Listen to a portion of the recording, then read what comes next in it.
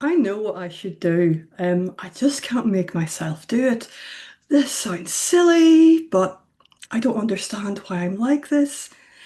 These are common things I hear so often from, really capable, responsible women, people that you'd look at and think, oh, they've got everything together, they're doing great. But this idea of feeling stuck, knowing the thing or the things that you should be doing and not being able to do them, they are just so common. This is just such a familiar feeling. I hear about it so much. I have felt it. I have been meaning to record this for like actually 3 weeks, and it was never just quite the right time. I just couldn't quite make myself do it. And the thing is, this isn't laziness. This is not a motivation problem. It's actually your nervous system being, very predictable, kind of doing its job in a way. Because we like certainty, we like predictability. And our brain's job is to keep us safe, and part of that is helping us feel safe. So if I think about recording this video, think about a task. You pick a task, an email that you're putting off sending or replying to, a form to fill in, the workout that feels just a little bit hard, the conversation that feels hard to have. We think about these things and it triggers discomfort. We worry about getting it wrong, about being judged, not doing it perfectly. And when we have those thoughts, when we think, oh, what if this doesn't go well? What if I don't do it perfectly? Our brain, our nervous system responds to that as a threat. It reads that discomfort as, oh, there's something to worry about here. And so we avoid it, we delay it, we overthink it.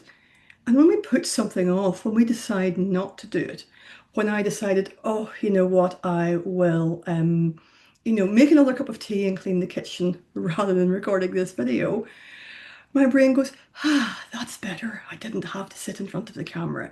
When you don't send the email and then wait for the response, your brain goes, ah, I have nothing to worry about now. So that avoidance, that putting it off, reduces our discomfort in the short term.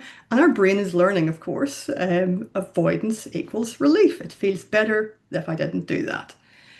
So the problem isn't that you don't care. It's not that you're not motivated. It's your brain. I don't even want to call it a problem. The thing is that your brain is protecting you from feeling that discomfort. One of the ways I love to describe it is it's like being a helicopter mum.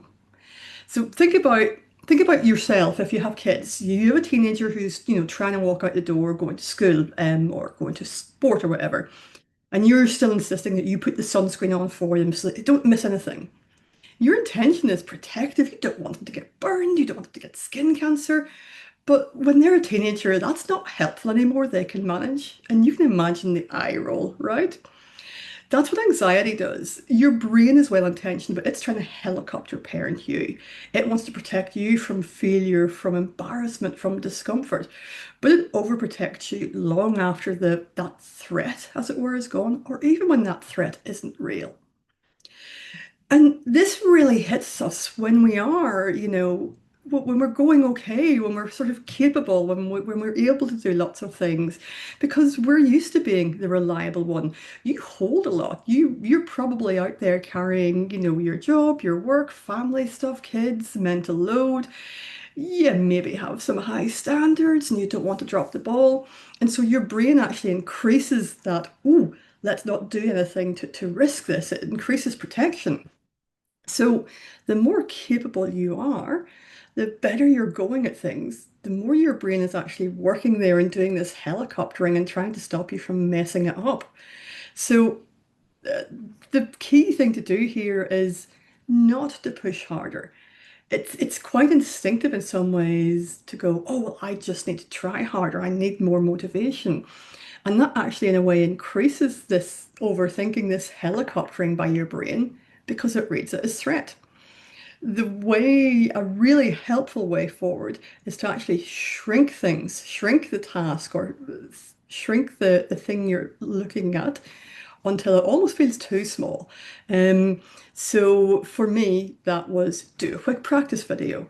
That might be open the email that you're replying to, type in a bullet point or two, write one sentence, do the draft, but don't send it. That might be where it is a difficult conversation.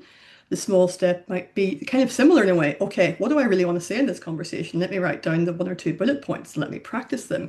If you walk into a messy kitchen, you can see this one is a me thing. If you walk into a messy kitchen, don't go, the whole thing. Pick one part of the kitchen bench or the cooktop or whatever it might be. If it's putting off going to the gym, put your training shoes on. Maybe go to the gym, maybe go for a walk. Really, what we're doing is shrinking the task down, making it smaller, because by doing that, you lower that threat signal to your brain. Getting back to the helicopter mum idea, if you think, oh, all these things are going to happen to my kid if I let them go out on their own and they forget the sunscreen and they forget their water bottle and they get the wrong bus and that I don't, make it one thing. Right, okay, get the kid out the door. Uh, really make it smaller, lower that threat signal, give your brain less chance to go, threat, and then it makes it easier to take the next action and the next action. So if, like me, you have that, I know what to do, why am I not doing it? This sounds silly. You're not broken. That's many of us. You're not lazy. You have a brain that's doing its job. It's just doing it a little too well. It's helicopter parenting you and overprotecting you. If you're local to Brisbane, where I am based, and you want some support through this type of thing, you coming along and talking can really help.